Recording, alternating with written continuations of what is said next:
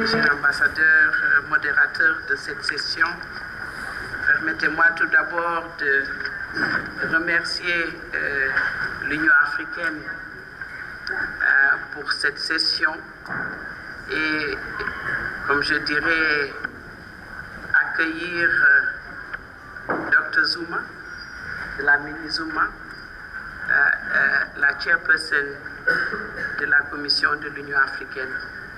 Également remercier l'ambassadeur Jean-Marie Ewusu qui a bien voulu nous associer dans ces discussions, la société civile africaine. Nous sommes en train de célébrer aujourd'hui le 50e anniversaire de l'Union africaine. Et je pense que nous avons rendu hommage et on continue de le faire au père fondateur du panafricanisme et de la Renaissance africaine. Pendant qu'on revoit l'histoire de l'Afrique, il me semble tout à fait important qu'on regarde également le rôle qu'a joué nos mères fondatrices, leur contribution cruciale à l'unité de l'organisation que nous célébrons aujourd'hui. Je n'ai pas entendu les femmes qui ont combattu à côté des hommes, les mouvements des femmes africaines, qui ont libéré le continent, qui se sont associés avec les hommes leaders pour combattre les fléaux tels que l'esclavage, le colonialisme, l'apartheid et le génocide. La femme africaine a été au centre du combat pour la libération. Elle a constamment poussé son rôle au-delà des traditions, poursuivant aussi sa tâche de consolider le panafricanisme et la prospérité africaine. Citons quelques-unes de ces figures. Aline Sitoé Diatta du Sénégal, Nandi Zulu de Zululand, la reine Anzinga de l'Angola. Elles se sont battues contre l'esclavage et le colonialisme. Et plus récemment, qui sait que le mouvement panafricain des femmes a été créé avant l'organisation de l'Union africaine en 1962, avant l'organisation de l'Union africaine. Ça s'appelle PAO, qui se rappelle, elle est encore vivante, de Madame Ruth Neto, de Jean-Martin Cissé, pour ne citer que celle-là, Fatia Benta Taha de l'Algérie, et tant d'autres qui se sont mobilisés pour libérer notre continent. Nous avons célébré durant les 50e à Addis Abeba, nous avons reconnu ces grandes dames qui se sont battues, mais qui, dans notre histoire, ont été ignorées. Nous avons voulu, à travers Mme Zuma, célébrer ces héroïnes. Les deux présidentes, Ellen Johnson Sirleaf et Joyce Banda, lors du 50e à Addis Abeba. Et nous continuons de les célébrer. Je pense qu'il faut les mettre à côté de ces hommes qui ont combattu pour l'Afrique. Voilà, pendant que nous célébrons et que nous reconnaissons ces pères et ces mères fondatrices, ces pionnières, force est de reconnaître que nous avons fait des progrès remarquables à consolider les droits humains, la démocratie, le statut des femmes. Les femmes se sont mobilisées pour que l'Union africaine reconnaisse, par exemple, la parité. Il faut reconnaître que c'est une des institutions dans le monde qui a mis comme principe la parité. Nous avons 5 femmes commissaires et 5 hommes au niveau du sommet de l'Union africaine. Nous nous sommes également battus pour avoir le protocole sur le droit de la femme en Afrique. Nous nous sommes battus également pour que les chefs d'État puissent accepter et déclarer une déclaration solennelle sur le genre. C'est des instruments qui existent, mais grâce aux femmes africaines qui se sont mobilisées.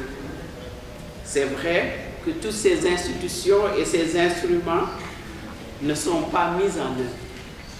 Et c'est de là qu'il s'agit maintenant de voir dans les 50 prochaines années à venir comment faire en sorte que ça puisse signifier pour la population africaine et que nous puissions faire en sorte qu'il y ait une différence à la base. Madame Zuma l'a dit, les 50 années à venir, nous voulons un continent prospère et en paix avec soi-même.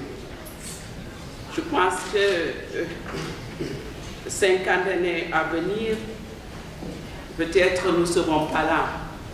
Où sont les jeunes qui doivent mettre en place ce continent prospère, même dans cette salle? Je pense qu'il faut qu'on se pose certaines questions. Aujourd'hui, ce que nous regardons autour de ce panel, c'est ce qui assombrit le continent africain, c'est les conflits. La commissaire High Commissioner for Human Rights l'a dit, nous avons le Centrafrique actuellement, nous venons de voir le Mali, la RDC, et à travers ces conflits, nous avons des phénomènes qui sont les violences basées sur le genre, le viol utilisé comme arme de guerre, les enfants soldats. J'étais récemment en RDC, à l'est du Congo, République démocratique du Congo. J'ai visité des hôpitaux à Goma, Hill Africa, à Panzi, à Bukavu. Ce que nous voyons, c'est des femmes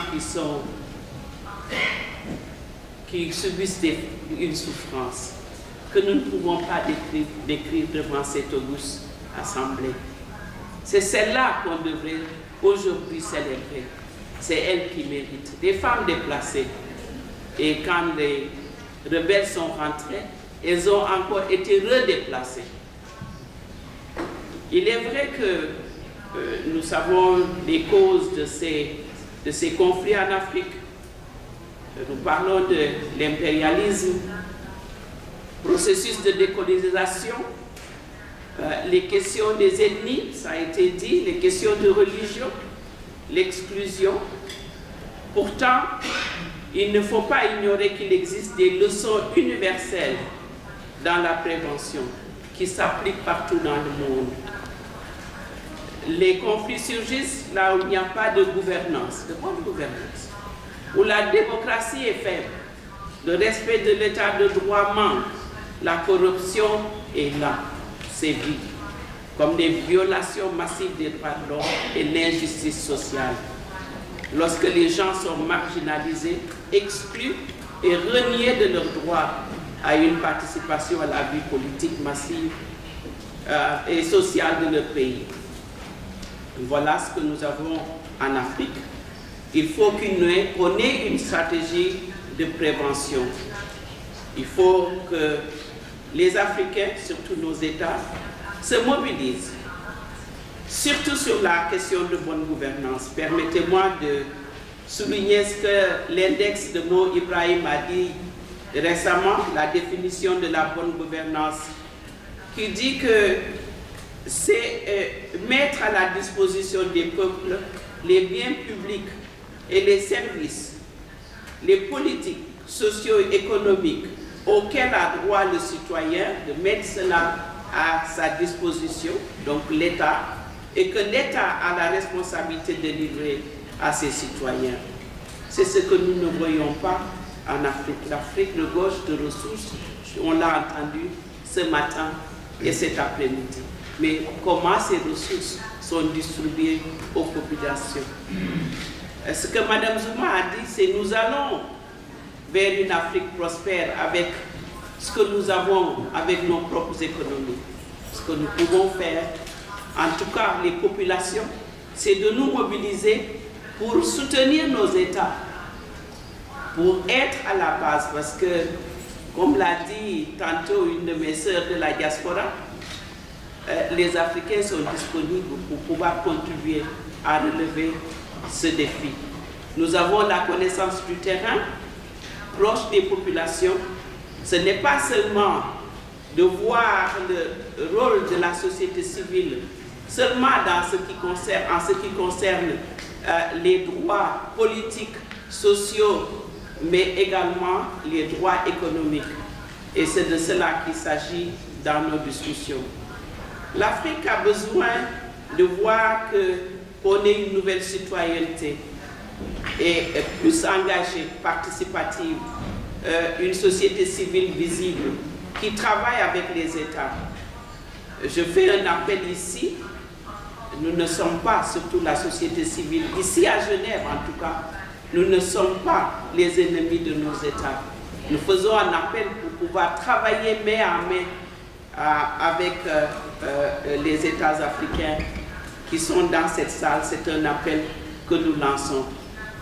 L'agenda 2063 que l'Union africaine a mis en place, nous allons nous mobiliser par rapport à ces objectifs. Les jeunes et les femmes, ça a été dit à Addis Abeba.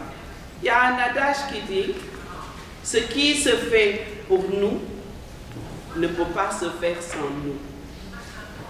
Donc c'est à nous de nous mobiliser pour dire aussi à nos leaders que ce qui se fait au nom des populations africaines ne peut pas se faire sans les populations africaines. Et les femmes et les jeunes sont en bonne position pour parler du développement de l'Afrique et contribuer à ce développement. Je dirais également que la société civile que nous avons dans cette salle ont contribué dans les processus démocratiques, mais aussi sur le terrain. Le président Obasanjo, ici, je donnerai un exemple, a été coach médiateur au niveau du Sénégal l'année dernière, quand vous avez vu que le Sénégal était parti pour avoir un conflit durant nos élections. Il a joué un rôle prépondérant pour faire que les deux oppositions qui étaient en face puissent se parler et trouver un chemin pour ne pas avoir un conflit. La première chose que le médiateur a fait, c'est demander à la société civile, mais également les femmes. Je me rappelle quand il est arrivé, il a dit « Ma médiation, ce sera avec les femmes. » Parce que vous savez ce qui se passe sur le terrain. Vous savez aussi les besoins. Pouvez-vous travailler avec moi pour faire en sorte qu'il y ait la paix au Sénégal? La stratégie que nous avons appliquée, c'était la mobilisation des populations locales pour dire aux femmes, levez-vous, allez voter, faites votre choix, mais librement dans les urnes. Nous avons également fait la médiation entre les belligérants. Nous avons également fait le monitoring des élections. Ça, c'est un exemple concret de ce que la société civile peut faire. Et je peux dire que nous avons contribué quelque part à amener la paix dans notre pays. Depuis lors, ça c'est la salle de veille qui a été faite au Sénégal, continue à avoir lieu dans d'autres pays, plus récemment au Mali. Le président Mandela a dit, je vais le dire en anglais, courage is not the absence of fear. It is inspiring others to move beyond it. Cela veut dire que le courage n'est pas l'absence de la peur, mais c'est d'inspirer les autres de transcender cette peur. Donc il faudrait qu'on voie cette société civile s'engager pour pouvoir également transcender la peur et faire en sorte que nous mobilisons les populations africaines pour le développement de l'Afrique. Pour conclure, nous devons nous engager, puisque nous ne sommes pas venus ici juste pour des discours. Madame la Présidente nous a dit 2063. Mais je pense que dans les 10 ans qui vont venir, nous devons nous mettre ensemble avec nos États pour faire quoi? Déjà la violence. On dit que le continent africain, on nous regarde comme le continent qui viole les femmes. Madame Zuma l'a dit tantôt. Dans 10 ans, faisons qu'ensemble, on ne parle pas de l'Afrique, en nous citant comme un pays qui viole les femmes. Je crois que c'est important. Mobilisons-nous ensemble pour cela, société civile et les États membres. Dans 10 ans, faisons en sorte qu'on ne voit pas un seul enfant, soldat, qui soit enrôlé dans la guerre. Je crois que ça, c'est quelque chose que nous pouvons faire ensemble. Faisons en sorte que dans 10 ans, les ressources qui existent en Afrique, les ressources naturelles dont on parle, que les populations en bénéficient. Faisons juste un target. 70% de la population rurale sont les femmes, surtout celles qui sont dans l'agriculture. Faisons en sorte que 70% des terres arables soient remises aux femmes. Nous pouvons le faire dans les 10 années à venir. Ce que nous pouvons également faire, c'est de nous mettre ensemble pour que cet agenda de 2063 soit une réalité. En tout cas, les femmes africaines, la société civile se mobilisent avec nos États et nous demandons à ce qu'il y ait l'espace qui soit créé pour que ça puisse devenir une réalité. Je vous remercie.